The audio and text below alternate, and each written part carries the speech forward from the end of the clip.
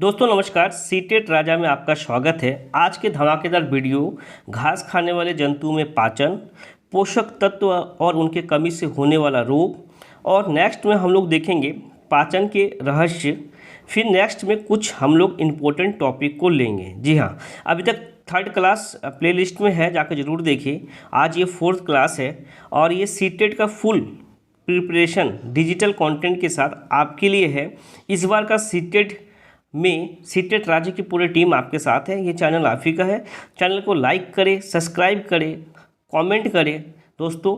और अभी तक अगर हमारा प्लेलिस्ट को विजिट करें और एक एक सब्जेक्ट बाय डिजिटल कंटेंट के साथ, ट्रिकी वे के साथ, जो कभी आप नहीं भूलेंगे, ज़रूर विजिट करें। आइए दोस्तों शुरू करते हैं। घास खाने वाले जंतुओं में, जी हाँ, घास खाने वाले जंतुओं में पाचन। घास खाने वाले जंतु जैसे कि गाय, भैंस तथा घास खाने वाले शाकाहारी पशु लगातार जुगाली करते रहते हैं। जुगालू के क्या है आगे देखते हैं। वास्तव में वो पहले घास को जल्दी जल्दी निगल कर आमाशय के एक भाग में भंडारित कर लेते हैं। फटाफट चिबाएंगे और सीधा आमाशय में डाल देंगे। ये गाय वगैरह भी आप देखेंगे कि गाय गांव में एनी टाइम चबाते रहता है। क्यों? क्योंकि फटाफट वो चिबा के वो आमाशय में स्टोर करती है। फिर थोड़ा थोड़ा वापस आमाशय से अपने मुंह में लाकर जुगाली करते हैं। फिर रिटर्न उसे मुंह में लाकर चिबाते रहते हैं। उस चिबाने को ही हम जुगाली कहते हैं। रूमिनेंट में यानी कि जुगाली करने वाले पशुओं में आमाशय 4 भागों में बांटा होता है। काफ़ी इंपॉर्टेंट टॉपिक है। आमाशय जो है वो 4 भागों में बांटा हुआ होता है। घास में सेलुलोस की प्रचुरता होती है। बहुत से जंतु एवं मानव सेलुलोस का पाचन नहीं कर पाते। काफ़ी जो सेलुलोस है काफ़ी जंतु नहीं कर पाते हैं, इंसान नहीं कर पाते। खास करके ये गाय में अधिकतर देखा जाता है। जानवरों में जैसे घोड़ा, खरगोश आदि में क्षुद्रात्र एवं बृहदात्र के बीच एक थैलीनुमा बड़ी संरचना होती है, जिसे अंधनाल कहते हैं। भोजन के सेलुलोस का पाचन यहाँ पर कुछ जीवाणु द्वारा किया जाता है, जो मनुष्य के आहार नाल में अनुपस्थित होते हैं। नेक्स्ट दोस्तों आगे देखेंगे पोषक तत्व के बारे में। जी हाँ, पोषक तत्व में पाए जाने वाले विभिन्न पोषक तत्व हमारे शरीर का पोषण, निर्माण, वृद्धि एवं विभिन्न रोगों से सुरक्षा होता है। पोषक तत्वों से भोजन में कार्बोहाइड्रेट, प्रोटीन, वसा जिसे फैट कहते हैं, विटामिन, खनिज लवण एवं जल आदि पोषक तत्वों का होना अति आवश्यक है। विभिन्न पोषक तत्वों की प्राप्ति हमें कैसे होती है और इससे कमी अगर ये ना मिले तो हमें क्या क्या कमी होगा, इसे देख लेते दोस्तों। पोषक तत्वों का स्रोत और कमियां, क्या इससे हानि होने वाली है। अब देखते हैं दोस्तों प्रोटीन कहाँ मिलेगा? अंडा, मछली, सोयाबीन, राजमा, दाल आदि में प्रोटीन मिलेगा। अगर हम प्रोटीन ना लें, इसकी कमी से क्या होगी? शरीर एवं मांसपेशी का कमजोर होना, रोग प्रतिरोध क्षमता की कमी हो जाएगी। कार्बोहाइड्रेट कहाँ मिलेगा? अनाज, आलू, शकरकंद, पपीता। इसकी कमी से क्या होगा? शरीर के तापक्रम ऊष्मा की कमी होगी, शरीर कमजोर होगा, त्वचा में झुर्रियाँ होगी। वसा कहाँ मिलेगा? अंडा, मछली, मांस, मूंगफली एवं सभी प्रकार के तेल आदि में हमें वसा मिलेगा। इसकी कमी से क्या होगी? त्वचा की चमक का कमी होना, खुश्की हो जाना, शारीरिक वृद्धि रुक जाना वसा के कारण। विटामिन ए कहाँ मिलेगा? अंडा, मछली, गाजर, हरी सब्जी और दूध में। अब विटामिन ए के कमी से दोस्तों रतौंधी होता है। ये काफ़ी इंपॉर्टेंट क्वेश्चन है। विटामिन बी कहाँ मिलेगा? विटामिन बी छिलकेदार अनाज, दाल। विटामिन बी से बेरी, इसका ट्रिक है बी से बेरी। सी कहाँ मिलेगा? सी हमें ब्रोकली, स्ट्रॉबेरी, खट्टे फल, संतरा, नींबू, आंवला, ये सब में हमें जितने खट्टे फल है इसमें हमें विटामिन सी मिलता है। और सबसे ज़्यादा प्रचुरता विटामिन सी आंवला में होता है और इसकी कमी से हमें स्कर्वी रोग होता है दोस्तों। जी हाँ, स्कर्वी रोग। आगे नेक्स्ट विटामिन डी, ई और के को कंप्लीट करेंगे। विटामिन डी सूर्य की किरणें से हमें मिलती है। जी हाँ, सूर्य की किरणें से दही, मक्खन, अंडा, मछली आदि से। इसकी कमी से क्या होगा? शरीर की हड्डियों का विकृत हो जाना विटामिन डी की कमी से होता है। विटामिन ई हमें कहाँ से मिलेगा? अंकुरित अनाज, फल, सब्जी, घी, तेल, दूध। और इसमें स्त्री में बंधता रोग होता है, जैसे बांझपन जिसे हम कह सकते हैं।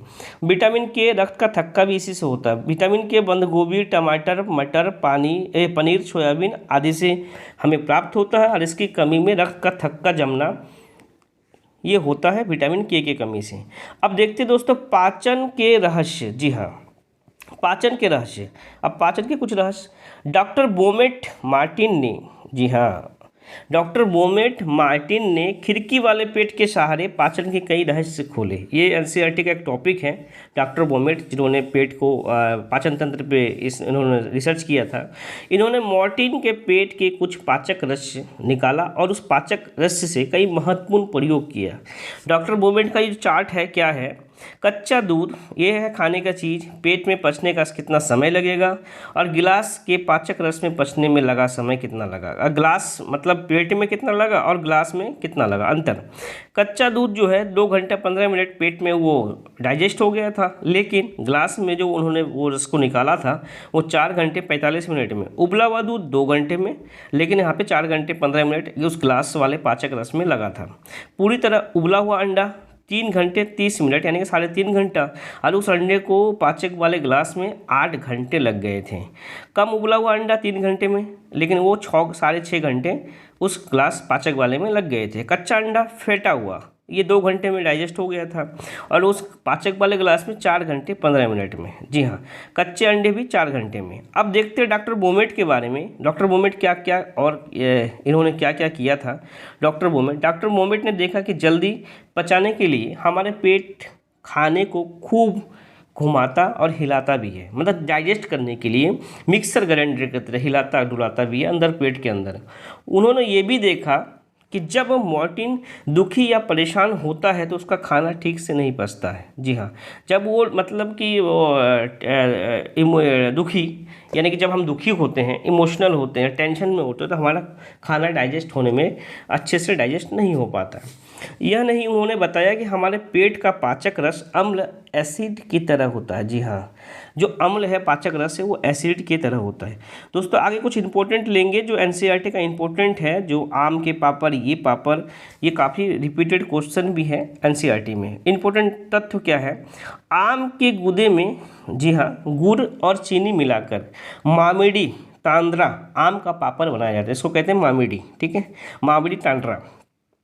आम के गूदे में गुड़ और चीनी मिलाकर धूप में इसलिए सुखाया जाता है क्योंकि गुड़ और चीनी आम को खराब नहीं होने देगी, धूप में नमी नहीं रहेगी। जी हाँ, इसीलिए हम उनमें गुड़ और चीनी मिलाते हैं।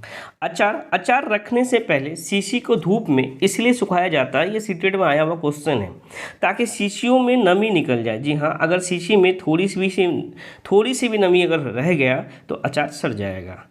आम को पूरे साल चलाने के लिए हम क्या करते हैं, अचार बनाते हैं, आम पापड़ बनाते हैं, चटनी, टॉफ़ी, रस आदि कई चीज़ें बनाते हैं। किसी ब्रेड या अन्य उत्पाद के पैकेट पर दी गई जानकारी से हमें उस सामान के बनने की तिथि तथा उसके मूल्य का पता चलता है। पैकेट से उस सामान को कब तक इस्तेमाल कर सकते हैं, इसमें इस्तेमाल हुई सामग्री और सामान के वज़न के बारे में भी हमें पता चलता है। पूरा इन्फॉर्मेशन उस पैकेट में रहता है, मैन्युफैक्चरिंग कब तक है, एक्सपायर कब तक करेगा, क्या क्या उसमें है। ब्रेड पर फुफुंदी ब्रेड के सड़ने के कारण आती है, हमेशा याद रखेंगे।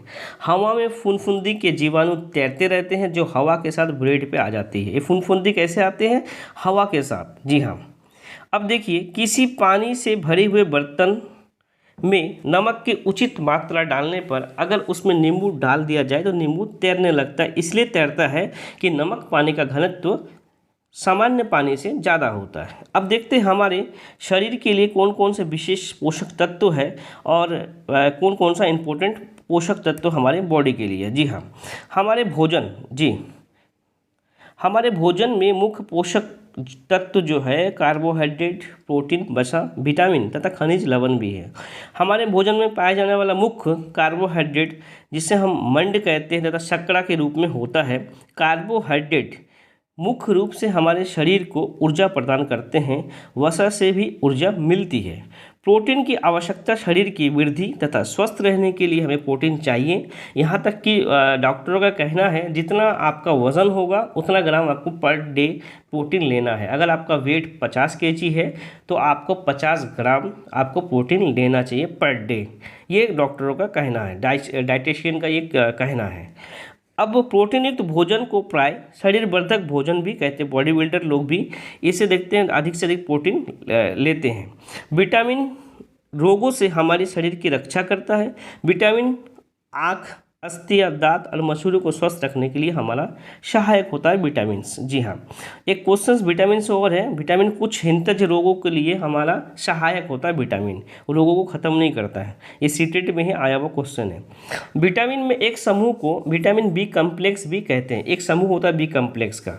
हमारे शरीर के सभी प्रकार के विटामिन की अल्प मात्रा में तो आवश्यकता है, हर विटामिन की आवश्यकता है। चावल में कार्बोहाइड्रेट की मात्रा दूसरे पोषक तत्वों से अधिक होता चावल में।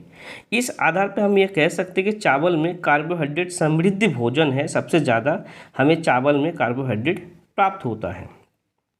अब देखते हैं इन पोषक तत्वों के अलावा हमारे शरीर को आहारी रेशो जिसे फाइबर कहते हैं तथा जल की भी आवश्यकता होता है, फाइबर की भी और पानी की भी। आहारी रेशा रुक्षांश, जी हाँ, रुक्षांश के नाम से भी जाना जाता है। हमारे खाने में रुक्षांश की पूर्ति मुख्यतः पादप उत्पादों से होती है।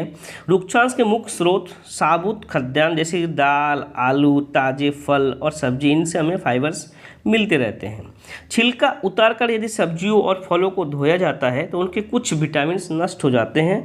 ये सीटेड का क्वेश्चन आया हुआ है। जी हाँ, सब्जी के छिलके उतारने से क्या होता है।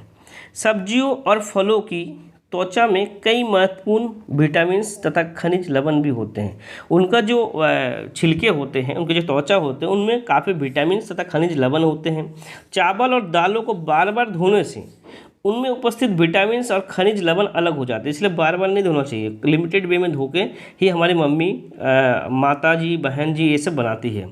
भूख लगने पे पता मस्तिष्क के हाइपोथैलेमस से पता चलता है। भूख कैसे लगी आपको, इसका पता हमें हाइपोथैलेमस से लगता है कि हमें भूख लगी है। जीभ पर भी 4 तरह की 9000 ग्रंथियाँ होती है। जी हाँ, जीभ पर 4 तरह की ग्रंथियाँ होती है और 4 तरह की 9000 ग्रंथि होती है जीभ पर, जिससे हम टेस्ट करते हैं। इसीलिए आदमी बहुत चटकोरी होता है क्योंकि इतना ग्रंथि है। जी हाँ, चबाकर खाने से लार से टाइसिन निकल कर स्टार्च को मोल्टा शुगर में बदल देता है। जब हम चबाते हैं हमारे लार में क्या होता है, स्टार्च। जी हाँ, और ये शुगर में बदल देता है जिससे भोजन मीठा लगने लगता है। अच्छा, पकाने का तरीका ये सीटेड में आ चुका है। भून कर, उबाल कर, तल कर और सेक कर। भून कर, उबाल कर, तल कर और सेक कर, ये आया हुआ सीटेड में है। हमारे पेट का तापमान 30 डिग्री सेल्सियस होता है और पेट में पाया जाने वाला रस वो अम्लीय होता है। कितना होता है, 30 डिग्री सेल्सियस होता है और जो रस होता है वो अम्लीय होता है और यह भोजन पचाने में मदद करता है। अब नेक्स्ट आगे देखेंगे कुछ इंपॉर्टेंट्स। जब दस्त और उल्टियाँ होती है, जी हाँ, तो हमारे शरीर में बहुत सारा पानी बाहर निकल जाता है बॉडी से। ये शरीर के लिए हानिकारक भी हो सकता है, इसलिए ज़रूरी है कि शरीर में पानी की कमी को पूरा किया जाए। इसमें कहते हैं कि नमक चीनी का घोल मिला के पीना चाहिए। जब उल्टी या दस्त हो थोड़ी थोड़ी देर में पानी पीते रहना चाहिए। पानी में शक्कर और नमक भी मिला लेना चाहिए। बहुत छोटे बच्चों को माँ का दूध पिलाते रहना चाहिए। बीमारी को रोकने के लिए दवाइयाँ जो घरेलू हो उसे लेनी चाहिए। जी हाँ, पानी भी पीनी चाहिए। छोटा बच्चा हो तो उन्हें दूध भी पिलाएंगे। दोस्तों अब देखते हैं आगे कुछ भोजन के बारे में जो कि इम्पोर्टेंट है, बार बार सीटेड में आती है। उधई, उधई क्या है, गुजरात का डिश है। सर्दियों में खेत में ही ताज़ी सब्जियों को मसाले के साथ मिलाते हैं और मटके को में भरते हैं और उसे सीलबंद कर देते हैं। सील करके कोयले के अंगारों में मटके को उल्टा रखकर सब्जी को पकाया जाता है। इसी पकी हुई सब्जी को हम उधई, गुजरात में उधई का मतलब होता है उल्टा। जी हाँ, गुजरात में उधई का मतलब क्या होता है, उल्टा होता है। उधई के साथ मिट्टी में चूल्हे में पकी बाजरे की रोटी को भी खाया जाता है। साथ में मक्खन, दही और छाछ भी ली जाती है। जी हाँ, अब आगे कुछ फेवरेट डिश है चाइना, हांगकांग वाले का। देखिए कितना फेवरेट डिश है। इसे ये आया हुआ है लिंग हू फैन। जी हाँ, ये सीक्रेट में रिपीटेड है। लिंग हू फैन सांप के मांस से बनाया जाने वाला पकवान है जिसे हांगकांग में खाया जाता है। हांगकांग के लोग इसे काफ़ी ज़्यादा लाइक करते हैं। जी हाँ दोस्तों, सांप के डिश को। जी हाँ, अब देखते कुछ खाने का चीज़ें और जल्दी ख़राब होने से बचने के लिए क्या किया जाए। खाने के चीज़ों को जल्दी ख़राब होने से बचाने के लिए कुछ घरेलू उपाय, जैसे कि चीज़ें और घरेलू उपाय क्या क्या है। दूध को हो तो हम उबालते हैं, ये तो अंडरस्टूड है। हरा धनिया को हम गीले कपड़े में लपेट के रखते हैं। दोस्तों ये एनसीईआरटी का नोट है और इसी के अकॉर्डिंग आपको आंसर देना है। जी हाँ, एनसीईआरटी से ही आपको आंसर देना है। पके हुए चावल को एक कटोरे में डालकर पानी के बर्तन में प्याज लहसुन को हम खुले छोड़ते हैं नमी से बचाकर। जी हाँ, अब देखते हैं नेक्स्ट आगे मिड डे मील। जी हाँ, मिड डे मील और आवास आज कंप्लीट करेंगे। मिड डे मील क्या है, जिसे आज अभी के डेट में मिड डे मील को पीएम पोषण योजना का नाम दे दिया गया है। हमेशा याद रखेंगे नाम क्या दे दिया गया, पीएम पोषण योजना। अभी मिड डे मील नहीं है, उसका नाम चेंज करके पीएम पोषण योजना कर दिया गया है। अब शुरू करते हैं मिड डे मील। मध्याह्न भोजन स्कीम देश में 2408 ब्लॉकों में, कितने ब्लॉकों में, 2408 ब्लॉकों में एक केंद्रीय प्रायोजित स्कीम के रूप में 15 अगस्त 1995 को आरंभ किया गया था। अगर आपसे पूछे मिड डे मील कब स्टार्ट किया गया था, 15 अगस्त 1995। वर्ष 97-98 तक यह कार्यक्रम देश के सभी ब्लॉकों में आरंभ कर दिया गया और वर्ष 2003 में इसका विस्तार शिक्षा गारंटी केंद्र और वैकल्पिक व नवाचारी शिक्षा केंद्रों में पढ़ने वाले बच्चे तक कर दिया गया, जो वैकल्पिक पढ़ रहे थे। और जैसे आंगनवाड़ी में भी इसे फिक्स कर दिया गया, कहने का मतलब यही है। नेक्स्ट लेंगे आवास। जी हाँ, यहाँ से काफ़ी क्वेश्चंस आते हैं आवास, इसे आज कंप्लीट करेंगे दोस्तों। किसी जीव का वह परिवेश जिसमें वो अपना जीवन यापन करता है, वह परिवेश उस जीव का आवास कहलाता है, जहाँ पे वो जीवन यापन करता है। सभी जीवों का अपना अपना आवास स्थल होता है। जीव जंतुओं का आवास अलग अलग होते हैं तथा मनुष्य का आवास भी अलग अलग होते हैं।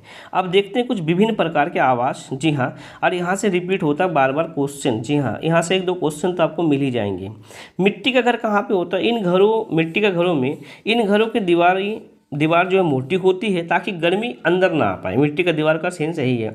इस प्रकार के घर की छतें झाड़ियाँ तथा छप्पर की बनी होती है। बाँस की लकड़ी ये फेवरेट है, असम सीटेड वालों को तो फेवरेट है बाँस वाली घर, और असम में इस प्रकार का घर उसी क्षेत्र में बनाए जाते हैं जहाँ अत्यधिक वर्षा होती है। जी हाँ, इस प्रकार का घर 10 से 12 फुट ऊपर बाँस के मजबूत खंभे पे बनाए जाते हैं। भारत के असम के राज्यों में बाँस का घर देखने को मिलता है। ये रिपीटेड क्वेश्चन है सीटेड का। अब ईंट का घर, इस प्रकार के घर जनसंख्या वहन क्षमता क्षेत्रों में जहाँ पॉपुलेशन ज़्यादा है, सिटी वगैरह में ज़्यादा पाए जाते हैं। भारत के मैदानी इलाकों में इस प्रकार के घर पाए जाते हैं। इग्लू, इससे तो काफ़ी बार क्वेश्चन रिपीट हुआ है इग्लू से। अब इग्लू को देखते हैं और इससे कुछ क्वेश्चंस को मैं आपको रिकॉल करवाऊंगा। ये उत्तरी अमेरिका के ग्रीनलैंड के आर्कटिक क्षेत्र के टुंड्रा प्रदेश में निवास करने वाली एस्किमो जनजातियों का आवास है। किसका है? एस्किमो जनजातियों का। एस्किमो लोग हड्डी, खाल तथा बर्फ के सख्त टुकड़ों को जोड़कर इग्लू नामक गुंबदनुमा मकान बनाते हैं। शीतकाल की कड़ाकेदार ठंड इन मकानों को मजबूती बढ़ाती है। इग्लू के अंदर की तरफ दीवारों तथा फ्लोर पर सील, मछली की खाल लगाया जाता है। इससे ये मकान अंदर से गर्म बने रहते हैं। जी हाँ, एक क्वेश्चन और भी था कि इग्लू में गर्मी क्यों रहती है, इसको आगे देखते हैं, जो सीटेड में आ चुका था। दीवार व खाल के मध्य रिक्त स्थान छोड़ा जाता है। जी हाँ, दीवार और खाल के बीच में थोड़ा सा गैप छोड़ा जाता है। इन रिक्त स्थानों में ठंडी हवा की उपस्थिति होती है। जी हाँ, उस बीच में जो है ठंडी हवा होती है। इसमें इग्लू के आंतरिक गर्मी से, इग्लू उसके अंदर जो लोग बैठे होते हैं उसके आंतरिक गर्मी से बर्फ़ से बनी दीवारें पिघलती नहीं हैं। इग्लू में गर्मी व रोशनी बनाए रखने के लिए सील, मछली की चर्बी जलाई जाती है। जी हाँ, इग्लू में एक छोटे से द्वार होता है। इन द्वारों का प्रयोग लेट कर अंदर बाहर जाने के लिए किया जाता है। जी हाँ, आगे देखते हैं टेंट। ये भी रिपीटेड क्वेश्चन है दोस्तों। टेंट, यहाँ के लोग अस्थाई निवास का घर होता है। जी हाँ, टेंट जो है यहाँ के लोगों का अस्थाई निवास का घर होता है। ये अलग अलग क्षेत्रों में अलग अलग चीज़ें से बनाते हैं। जी हाँ, टेंट। जी हाँ, और हाउस बोट ये लकड़ी से बना होता है जो पानी के ऊपर तैरता है। हाउस बोट, इसकी छतों पर सुंदर नक्काशी की जाती है। इस प्रकार के घर पर्यटकों को काफ़ी आकर्षित करते हैं। ये हाउस बोट कहाँ पे मिलेगा? कश्मीर और केरल में। जी हाँ, कश्मीर में भी मिलता है डल झील पे, और केरल में हाउस बोट आपको देखने को मिल जाते हैं। पिग्मी जाति के आवास, पिग्मी शिकार पर निर्भर रहते हैं। जी हाँ, अतः स्थायी रूप से घर बना के नहीं रहते हैं वो। पिग्मी जंगली जीवों को सुरक्षा की दृष्टि से अपनी झोपड़ी वृक्षों पर बनाते हैं। जी हाँ, और इन्हीं झोपड़ियों में मधुमक्खी का छत्ते की तरह गोल बनाई जाती है। जी हाँ, जैसे मधुमक्खी का छत्ता बनता है, पिग्मी जाति इसी तरह के अपने आवास को बनाते हैं। झोपा सूक्ष्म एवं पश्चिमी राजस्थान में ग्रामीण क्षेत्रों में बने घर को हम झोपा कहते हैं। पांडवा राजस्थान में मरुस्थल में बनाए जाने वाला घर, पांडवा की दीवार प्राय धूप में सुखाई गई मिट्टी की ईंटों से बनते हैं, और कैलू जिसे खपरेल से ढलवा छत, ऊपर में जो ककड़ी टाइप के होते हैं वैसा वो छत बनाते हैं। टापड़ी, जी हाँ, टापड़ी वो डांगला राजस्थान के आदिवासियों का सामान्य घर है टापड़ी। नेक्स्ट दोस्तों आगे जाएंगे, भाखड़ व ढांचा। जी हाँ, भाखड़ व ढांचा ये क्या है? राजस्थान की गिरासिया जनजाति का घर है। मुनसा, मुनसा उत्तराखंड के भेटिया जनजाति के शीतकाल का आवास है। मैत उत्तराखंड के भेटिया जनजाति का ग्रीष्मकालीन आवास है। ट्यूपिक एक्सिमो लोगों का चमड़े से बने तंबू, जी हाँ, जो उनका जो टेंट होता है उसमें ग्रीष्मकालीन आवास होता है। ये घर करीबों तथा ध्रुवियों भालू के खाल से बने होते हैं। कैरिबो तथा ध्रुवियों भालू के खाल से बने होते हैं। किस्ताऊ, किस्ताऊ क्या है? कजाकिस्तान की किर्गिज जाति के आवास स्थान होते हैं किस्ताऊ, जो घास से बने होते हैं। किर्गिज इन्हें शीत ऋतु का आवास कहते हैं। अब देखेंगे युद्ध। किर्गिज कालमुख कागाज जाति के ग्रीष्मकालीन आवास है। ये चमड़े से बने तंबू होते हैं और ऊन के नमदे भी इनमें पाए जाते हैं। युद्ध में ऊन के नमदे भी पाए जाते हैं।